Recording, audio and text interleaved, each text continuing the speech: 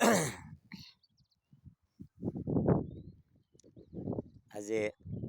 આપણે આગેવાડી આવ્યા છીએ અને ઢળ કરવા આવ્યા છીએ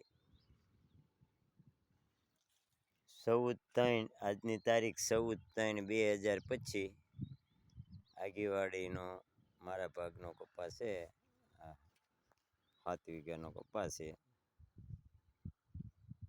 અને આવા ડાબકા કોક ડાબકા છે તે હવે કાલા ઢળી લઈએ છીએ.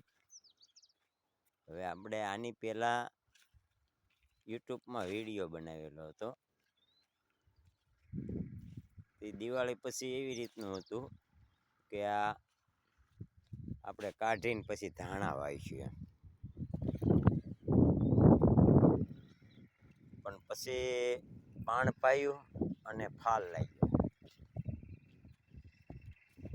તો લોકોએ કાઢી અને ધાણા વાવ્યા અને આપણે પછી 2 પાણ પાયા અને ખાતર નાખ્યું ને માવજત કરી. આગળના વિડીયોમાં આપણે યુટ્યુબ દ્વારા વિડીયોમાં આપણે બતાવ્યું છે આ રીતની પ્રોસેસ હતી અને આ રીતનું હતું.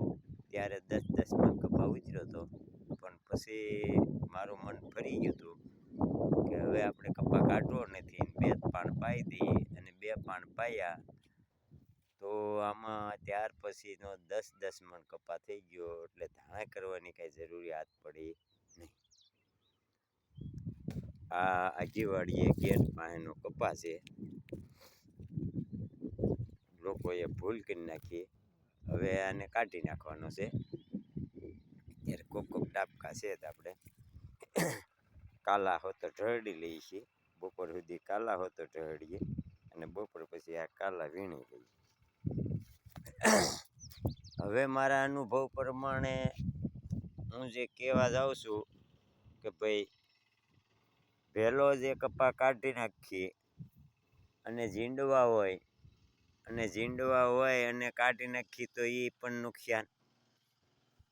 અને પછી ધાણા વાવવી એનો ખર્ચો કાંઈ નવો થાય, ગમે એ બીજો પાક વાવો એમાં પણ નવો ખર્ચો થાય.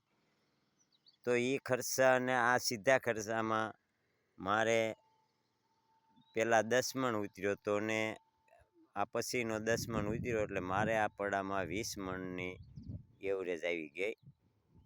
અને મારા કાકાનું પડું આગેવાડીનું પડું છે ત્યાં પણ 20 મણની એવરેજ આવી ગઈ. આમ તો મારે બધે 20-20 મણ કપા થઈ ગયો છે એટલે ભગવાનની દયા ને ભગવાને ઘણું દીધું. આપણે એ પ્રમાણે માવજતી કરી છે અને ખાતરે એ પ્રમાણે વાપર્યા છે.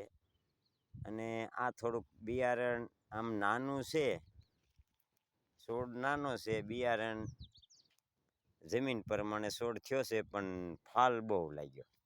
દિવાળી પછીનો જે ફાલ લાગ્યો એ ફાલે મને આમાં ફાયદો મોટામાં મોટો કર્યો. એટલે ખરેખર અગાઉ નિર્ણય ન લેવો જોઈએ